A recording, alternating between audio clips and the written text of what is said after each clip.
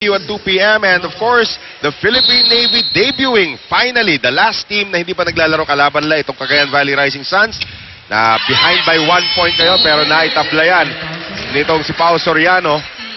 That was a quick point. Oo. Drop ball lang, hindi na talaga nakaabot si ang setter ng Smart. Oo, si Ruby De Leon. Ngayon, ito si Pao Soriano, last week lang, 2 wisdom tooth ang tinanggal. Gano'ng katagal bang healing time? Nagpatanggal ka na ba ever ng wisdom tooth? Never, pero may mga teammates ako na nagpatanggal ng wisdom tooth and masakit kasi once na nag-exert ka ng effort sa training or game, lumalalim yung sugat. Wisdom teeth pala. Thank you very much for the grammatical correction. Kaya nga nagtatagalog kami rito para hindi na kami mag-Ingles. Ano, Barry Pascua? Combination play. Tabakero, finally. Oo, nakuha rin niya. Very dangerous. Up again by 1. Oo. Very dangerous itong kumpana ng Cagayan Valley kasi nga yung setter nga nila. Inikwento na rin na Villamor kanina is the #1 setter in the Thai Commercial League. Etong si Pomla Soraya. She makes it easy for her spikers. Quick set ngayon, Tonica Gulima. Nagulat doon si Tipachot. So, Nika ties it up at 17 apiece. At siya na rin ang magsaserve dito. Magaling ang communication ni Ruby De Leon. Paano niya hinahatid sa mga center spikers niya. Kahit hindi niya teammate, nakukuha niya yung momentum at tempo. Yan ang masasabi natin tungkol sa mga veterans talaga. And there's another attack to the back line. Zone 1, walang katao-tao. And again, napapansin mo, Cagayan Valley gagawin yung atake sa likod pag wala si Gohing doon. Pag bagong pasok pa lang siya. Kaya yun yung tinatarget nila, the end line. Pag nagsaserve yung center, wala yung libero. So, doon sila mamimiesta ngayon. Eto, nandito na si Gohing with a good reception. They go now to Soltones in the open. Check there by Eulalio. It is now Gohing doing the setting. Soltones still trying to be aggressive and that will be a double touch against Soraya. She just didn't know what to do. Biglang dumating yung bola and hindi na sila makagawa talaga ng paraan. Parang kanta ni Rick Segreto yan. Don't know what to do. Tama. Yun ang hirap talaga sa volleyball, yung mga split-second decision na kailangan mo gawin. Doon talaga nadadalim karamihan. Natawa si Rina doon kasi favorite artist niya, the late great Rick Segreto. Romantic pala ito si Rina Villamor. Banatikla, na-check naman sa net. So napunta yung puntos dito sa Smart Maynilad. Balik ang kalamangan sa kanila. May tinapon si Gretchen Soltones. Mukhang ano yun. Sana hindi naman mouthpiece niya yung tinapon niya. It all started with a great serve. Yan. Shakey's. It's Fun Family Pizza. It's gotta be Shakey's. Gretchen Soltones. Talk about great serves. There's another one. Ito ngayon Soraya. Down the middle for Tipachot. Ruby De Leon. Running attack. Charo Soriano. Kept alive here by Cagayan Valley. Tabakero. Ito ngayon. Easy over. Galing kay Eulalio. Free ball. Combination ngayon. Oh, Maruba na Tikla. Nahanap ang lugar kung nasaan malilate si Jack Jonella. Talaga nga naman nag-dive pa siya. Effort talaga akong effort. Pero alam mo, magaling talaga dumepensa ang libero. Both teams, actually. Magagaling ang libero of both teams. Si Jack Jonella, sa hindi po nalalaman ng marami, nung gumraduate siya this year from Perpetual, siya yung tinanghal na Athlete of the Year.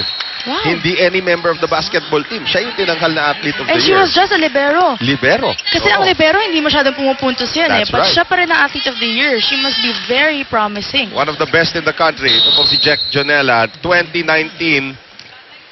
Isa po ang inahabol dito ng Rising Suns. Nice serve there coming from Soraya.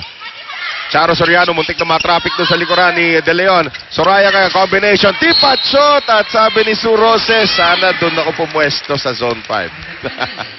It was very long. Wala na nakapwesto. Matatalino talaga ang mga spikers. Doon sila pumupunto sa mga walang tao. Which is, of course, tama naman talaga. And that's a great, sasabi natin, valuable IQ coming from the 17-year-old from Bangkok.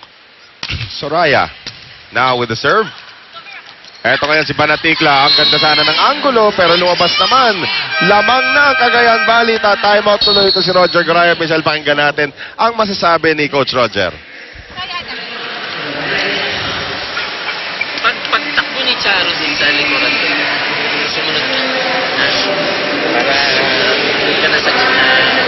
Ganun pa rin, buka mong ipato dito sa dulo, tapos i-down the line. Sino bang placker mo? Cross na lang. Bitbitin mo rito. Para si Aiza sumiksik dito para may makalilisa dito. Makaipit. Ha?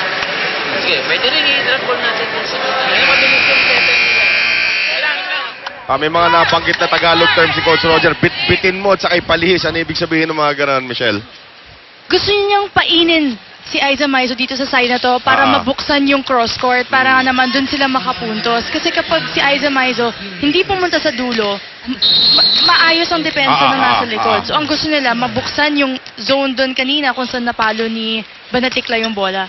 Titignan natin kung magiging effective yan. Here's the combination. May drop ball galing dito kay Maru. Aiza Maizo, second ball. Hindi na naman naabutan ni Suroses ang likuran. At doon ang pinupuntirya parati ng Cagayan Valley, likuran na depensa. Mas lalo na pag umangat na si Going sa harapan. Perfect example of high court IQ nga naman talaga. Well, Aiza Maizo, natawag ka one of the best utility spikers of her generation. And getting it done. Ito ngayon si Soraya.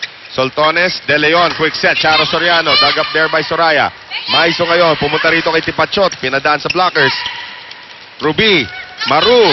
Maru, papalihis sana. And it is effective. Kailangan mabilis talaga pag nag-decision ka pag sa loob ng court. Like what you saw kanina, mababa yung set pero nagawan pa rin ng paraan ni Banatikla yung bola. Alam naman ni Maru na mabablanka na siya. So ginawa lang niya, pinadaplis na lang niya sa kamay ng mga blockers yung bola and it works for Smart Maynilad, but they're still down by 1. Oh, another attack coming from Kanika Tipachot. Wonderful take-off. Oo. Diba talagang perfect yung pag-take-off niya dun sa bola, pag-approach niya dun sa bola. Timeout, Smart Maynilad. Hindi magbibigay basta-basta sa quick, ibabato dun sa open. Kaya yun ang depensa niyo rito, kuya. Kasi tayo nakakagalang, nakagaling lang tayo. Naka-steady na kasi tayo, naka-pyramid na eh. Galaw-galaw ng kaunti. Para at least naman pumunta yung bola. Nakakinis tayo. Sige lang, nice. Kapit lang ha, kapit lang. Puntos tayo isa ha. Team tayo, maganda. Live more! Makikita mo yung difference ng style ni Coach Roger pag mga bata tinuturuan niya sa pag mga veterano. As we take a look at this last play, sino naalala mong spiker na ganyan umahon? Parang, sino ba? Aragalang type Sa yata. teammate ko, siguro nakasama ko, Aragalang. Parang Talagang Aragalang. lumilipad. Pero ngayon, 2 puntos na lang po ang kailangan dito ng Rising Suns para makuha itong ating first set. Gwyneth Eulalio ang magsaserve ngayon. 23-21. Reception there by Soltones. Running attack. Sue Roses. Walang nakahawak. So ngayon, 3 set points para dito sa Cagayan Valley. I think she was going for that corner pocket. Oo. It was too wide though. So titignan natin. Now, wala na pong timeout sa itong kupunan ng Smart Maynilad. They need to string together 5 points para makuha itong ating first set. First receive. Oo. First receive is good from Melissa Going. Matatangkad blockers ngayon ng Cagayan. And one more time around here. Banatikla, Inober. Soraya ngayon. Aiza Maizo. Melissa Going. Ruby. Backset ngayon para kay Sue Roses. Boy pa, another long rally. Pero ito ngayon, free ball ang ipamimigay ni Tipachot. See what they're gonna do with their free ball. Balik ulit kay Sue sa running and a net violation. Mag-isa na lang siya eh. Wala na siya talaga magagawa pag mag-isa ka mag-block. And iba-block mo si Sue Roses pa. Oo. talagang Running pa yon. panic mode siguro para sa blockers yon. So nakakuha ng 1 puntos ito but still 2 set points para sa kupunan ng Cagayan Valley. Charo Soriano, good serve. Here's Soraya now on the back set. Papunta kay Tipachot. Soltones on the coverage. Ito ngayon, Sue Roses once again. Soraya. Pao Soriano out of position. Hindi pa abot yung free ball. At times like this, gusto mo talaga makita kung gaano nila kagusto manalo and gaano talaga sila kakapit for every point na gagawin nila. At kailangan na Nes Pamilar itong timeout na ito. Pakinggan natin. Oo, kasi pag hindi siya babalik dito niya na pinaatake. Sabi nga, sa top.